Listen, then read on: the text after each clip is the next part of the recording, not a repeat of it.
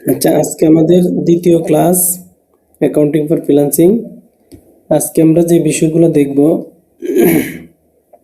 এক নাম্বার আমরা দেখব আজকে how to create new organisation or company in Xero software. এটা কি আমরা দেখছি? নতুন কোম্পানি বা অর্গানাইজেশন কিভাবে তৈরি করতে হয়। আচ্ছা, কোম্পানির বেসিক সেটআপটা দেখাইছি।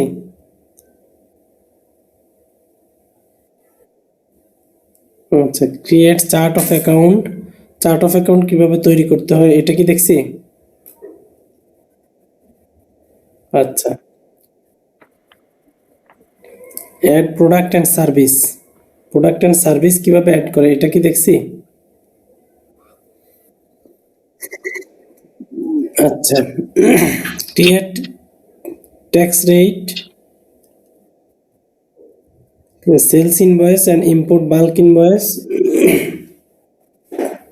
আচ্ছা, অ্যাড ব্যাংক অ্যাকাউন্ট। তাহলে আমাদেরকে ট্যাক্স রেটটা কিভাবে তৈরি করে এটা আমরা দেখি নাই, প্রোডাক্ট অ্যান্ড সার্ভিস কিভাবে সেট করে এটা দেখি নাই। বাল্ক ইনভয়েস দেখছি, সাথে ব্যাংক অ্যাকাউন্ট কিভাবে অ্যাড, এটা দেখানো হয় নাই। আচ্ছা, ঠিক আছে।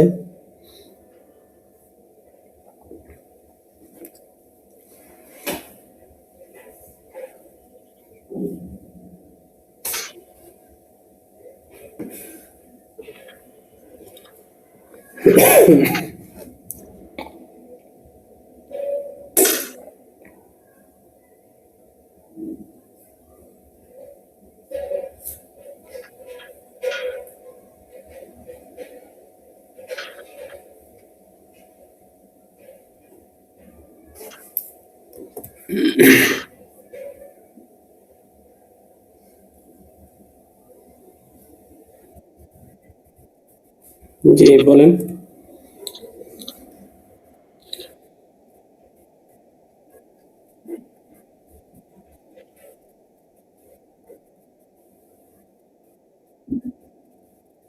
আছে, হয়তো একটু ভিন্ন নামে ভিন্ন ইয়েতে আছে।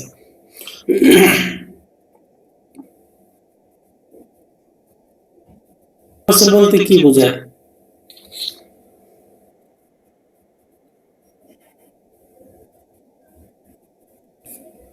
আবার দেখাচ্ছি, আমরা ট্যাক্স সেটিংটা এখান থেকে করব, এটাতে ক্লিক করে ট্যাক্স সেটিংস, এই যে ম্যানুয়াল ট্যাক্স সেটিং, এখান থেকে অলরেডি যে ট্যাক্স আমাদের দেওয়া আছে বা যে ট্যাক্সগুলা উল্লেখ আছে এগুলা এখানে আছে, 0%, 20%, এগুলা। আর আপনি নতুন এই যে অ্যাড নিউ ট্যাক্স রেট, এটা থেকে নতুন ট্যাক্স রেট অ্যাড করতে পারবেন। তো এটা প্রথম হচ্ছে আপনার নাম দিবেন, ট্যাক্স রেটের যে নাম দিতে চান ওইটা। যেমন আমি একটা নাম দিচ্ছি,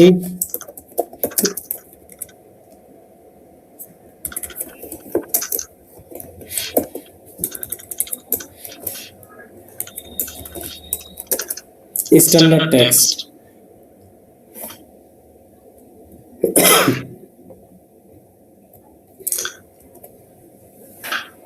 ধরেন বিভিন্ন ধরনের নাম হয়, সেলস ট্যাক্স, পারচেজ ট্যাক্স, যেই নাম হবে আপনি এখানে সেই নাম দিবেন, আর এখানে জাস্ট পার্সেন্টেজটা দিবেন।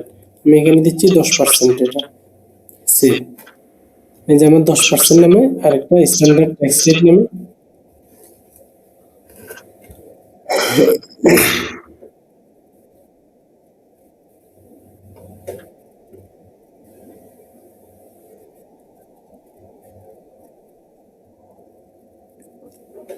এইভাবে ট্যাক্স রেটটা আমরা অ্যাড করে নিব।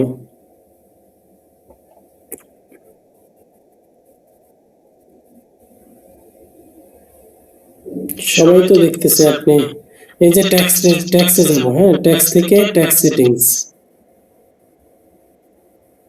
এখান থেকে ম্যানুয়াল ট্যাক্স রেট, এখানে ট্যাক্সের লিস্টগুলো এখানে থাকবে যেগুলো অলরেডি এক্সিস্টিং আছে বা তৈরি করছেন আপনি, আর নতুনটা এখান থেকে তৈরি করবেন। এখানে ট্যাক্সের নামটা দিবেন, কি নামে সেভ করতে চাচ্ছেন এটা এখানেও দিয়ে দিবেন, আর এখানে রেটটা বসাই দিবেন, সেভ।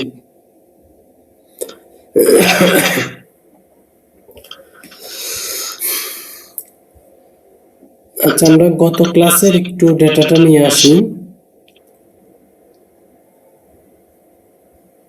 গত ক্লাসে আমরা রেডি করছি না, মনে আছে?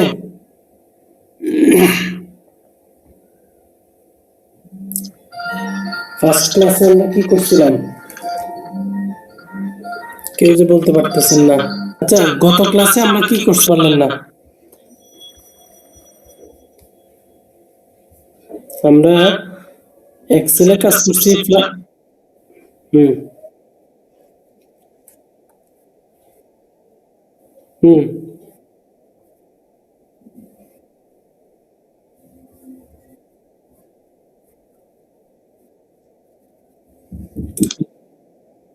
আচ্ছা, এটা ইম্পোর্ট করতে যায় কারো কোনো সমস্যা হয়েছে?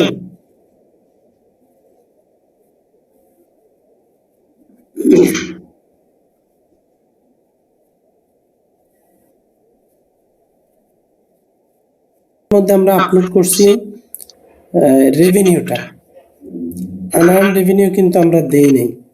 এখানে আমাদের কিছু আনআর্ন রেভিনিউ হিসেবে ক্যালকুলেট আমরা করছি। আমাদের যেমন কিছু ডেট ছিল না, এগুলাকে আমরা ধরে নিয়েছি যে এগুলা আনআর্ন রেভিনিউ। খেয়াল আছে? মনে আছে আপনাদের?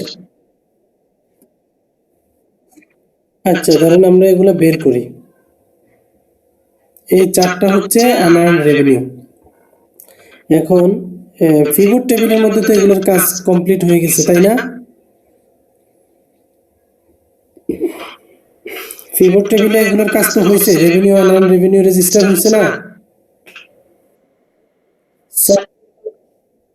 সফটওয়্যারের মধ্যে আমরা শুধু রেভিনিউটা দিতে পারছি ইনভয়েস আকারে, কিন্তু আনআর্নটা দিতে পারি নাই। দিছি ওই দিন? আনআর্ন দেই নাই। এখন আজকে আমরা আনআর্নটা দিয়ে দিব। তো আনআর্নটা আমরা জার্নাল আকারে দিব। আনআর্ন রেভিনিউর জার্নাল দিয়ে এটা এন্ট্রি করব। আনআর্ন রেভিনিউ জার্নালটা কি?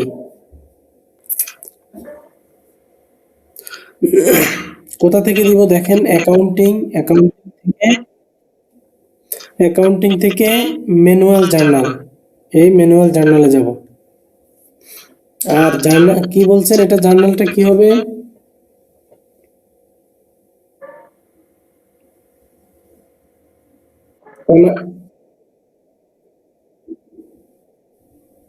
অ্যাকাউন্ট রিসিভেবল সেলস হবে কিভাবে? সেলস করতে হবে।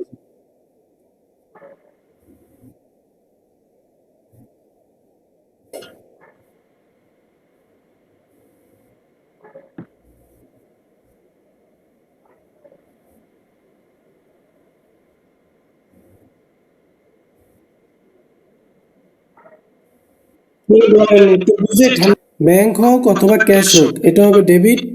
আর সার্ভিস আনার সার্ভিস রেভিনিউ হবে ক্রেডিট। অর্থাৎ আমাদের এখানে একটা লায়াবিলিটি ক্রিয়েট হবে, এটা হবে জার্নাল। আচ্ছা, এই জার্নাল দেওয়ার ক্ষেত্রে আমাদের জার্নাল যেটা হচ্ছে এটার চার্ট অফ অ্যাকাউন্ট আগে অবশ্যই থাকতে হবে আমাদের। তো আমরা এখানে যাই, এই যে নিউ জার্নাল, এখানে ন্যারেশন আছে। ন্যারেশন হচ্ছে ওই যে আমরা জার্নাল দিলে নিচে একটা ব্যাখ্যা দিয়ে দিই না ব্র্যাকেটে, স্যালারি রেকর্ড করা হলো অথবা স্যালারি পেমেন্ট করা হলো, এইভাবে একটু লিখে রাখি না, ওই ন্যারেশন বোঝাচ্ছে এখানে। তো আমরা এটা লিখে দেই।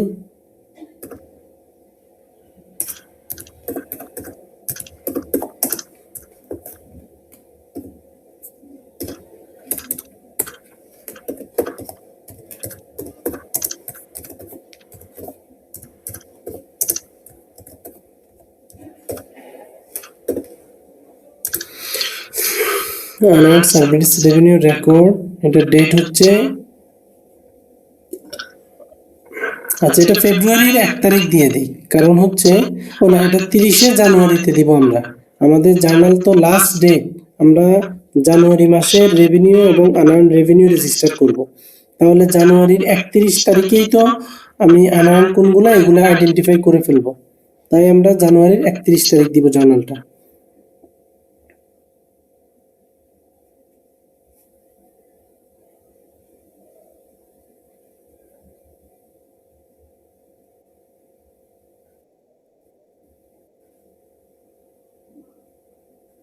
দেখা যাচ্ছে না?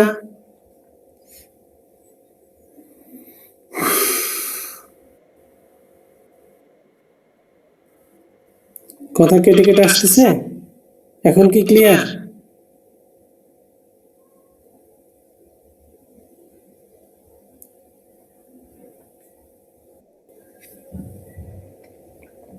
আচ্ছা, আমাদের ডেট দিলাম, এরপরে ডেসক্রিপশন অটো চলে আসবে, ন্যারেশনে যা লিখবো এটা এখানে চলে আসে। এরপরে অ্যাকাউন্ট, এখানে অ্যাকাউন্ট,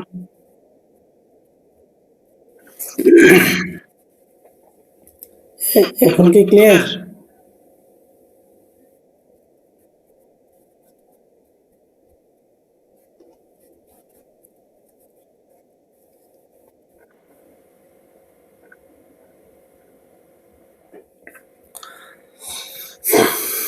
আচ্ছা, জার্নালের এখানে আমাদের অটো এটা চলে আসবে, এখানে অ্যাকাউন্ট চয়েস করে দিব। আমার ডেবিট ছিল কি?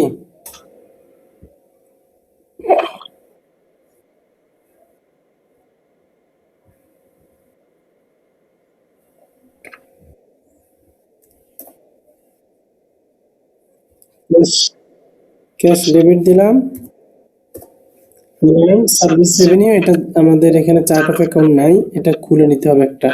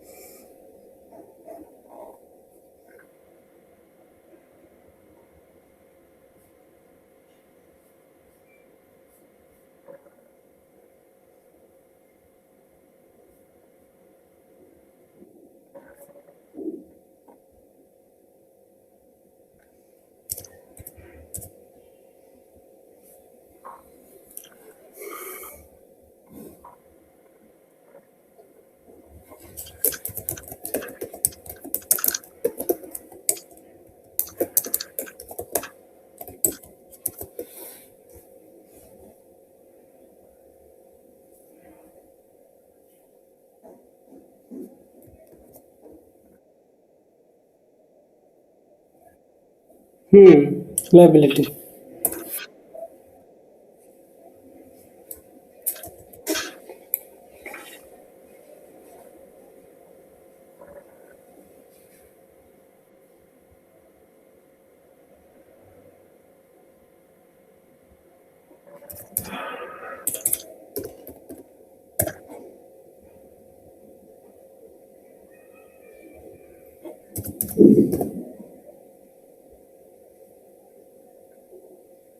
এখন অ্যামাউন্টটা হিসাব করবেন।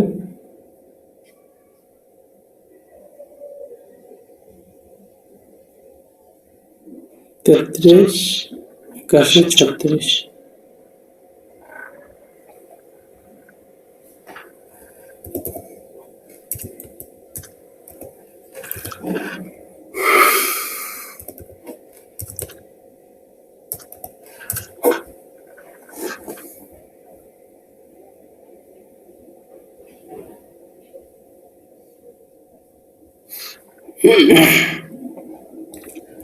আচ্ছা, আমাদের এটা কাজ শেষ। এখন দেখেন, বলছে record all those invoice through bulk input in any accounting following accounting software and generate revenue and unearned revenue register. Revenue এবং আনআর্নড রেভিনিউ রেজিস্টারটা করতে বলছে আমাদেরকে। তাহলে আমরা ইম্পোর্ট করা হয়ে গেছে, এখন রেজিস্টার করব, রেজিস্টার বের করব। তো রেজিস্টার মানে হচ্ছে রিপোর্ট, রিপোর্ট থেকে আমরা রেজিস্টার নিয়ে আসবো। দুইটা রেজিস্টার হবে, একটা হচ্ছে রেভিনিউ আর একটা হচ্ছে আনআর্নড রেভিনিউ। রেভিনিউটা কোথায় পাওয়া যায় বলেন তো?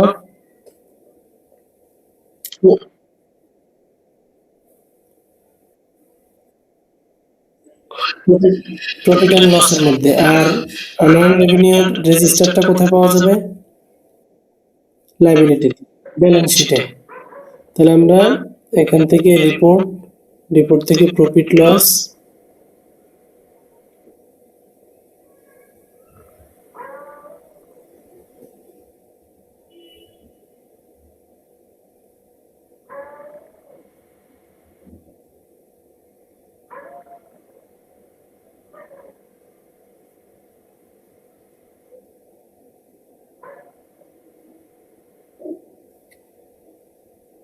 ডেটটা ঠিক করে নেবেন, হয়তো পাওয়া গেল না। আমি কি এখানে আরেকটা অ্যাকাউন্ট খুলে ফেলছি কিনা, কোন অ্যাকাউন্টে?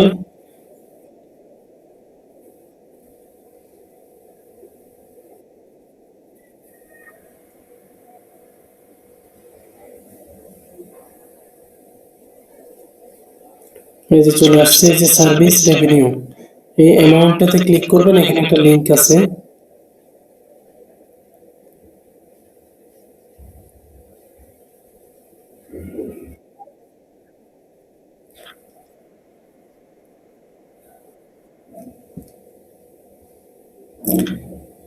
এখান থেকে এই যে রিপোর্টটা আপনারা পাবেন, কিসের খতিয়ানের রিপোর্ট পাওয়া যাবে? কোন খতিয়ানে? হ্যাঁ, এখন আনলাম রেভিনিউতে জানতে চাচ্ছি।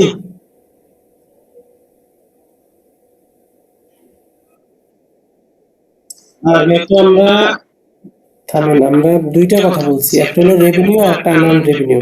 রেভিনিউ কোথায় পাওয়া যায়? প্রফিট লসে। আনআর্ন কোথায়? ব্যালেন্স শিটে। আমরা প্রথমে আসছি প্রফিট লসে, তো আগে প্রফিট লসেরটা দেখে নেই, এরপরে আনআর্নটাতে যাব। প্রফিট লসের মধ্যে রেভিনিউ, এই রেভিনিউ রেজিস্টার বের হয়ে গেছে, এটা আপনারা এক্সপোর্ট করে সেভ করে রেখে দিবেন, অ্যাসেসরকে এটা দেখাবেন।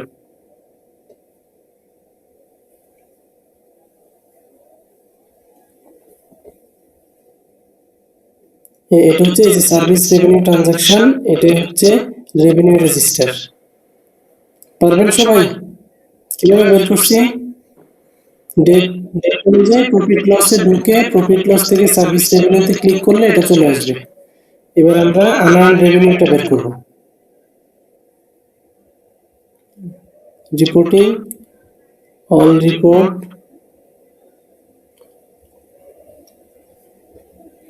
ব্যালেন্স শিট,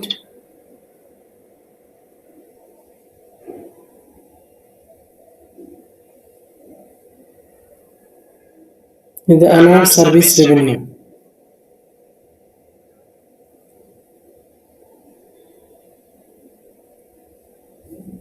এটা ডাইরেক্ট চলে আসছে, এখানে কোনো ডেট দিতে হয় নাই, কারণ এই ব্যালেন্স শিটের আইটেম তো ক্যারি ফরওয়ার্ড হয়, 2023 এ দিলে এটা 2025-30 এ পাবেন, যদি না এটা কোনো সমন্বয় না হয়।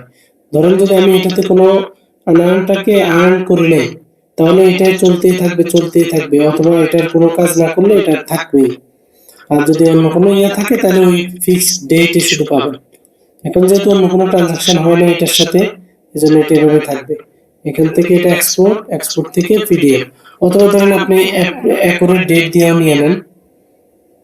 2023 ছিল জানুয়ারি 31, এটা দিলে হবে 2023 জানুয়ারি 31। এই যে এটা, এরপর এখান থেকে এক্সপোর্ট পিডিএফ। যদি এরকম এক্সামে আসে তাহলে এইভাবে সেম অ্যাকুরেট ভাবে সেভ করবেন, করে এটা অ্যাসেসর এসে আপনার এখানে দেখবে রিপোর্টটা আপনি ঠিকভাবে এন্ট্রি দিতে পারছেন কিনা। সবাই ক্লিয়ার তো না?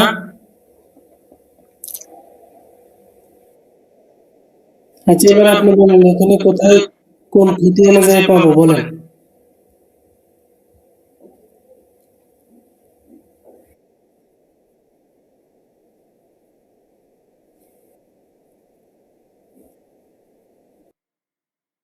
একটা বিষয় এখানে বলছে, and then present the number through PowerPoint slide। পরবর্তীতে এই নাম্বারগুলো PowerPoint স্লাইডের মধ্যে দেখাইতে বলছে আমাদেরকে। তো এখন আমরা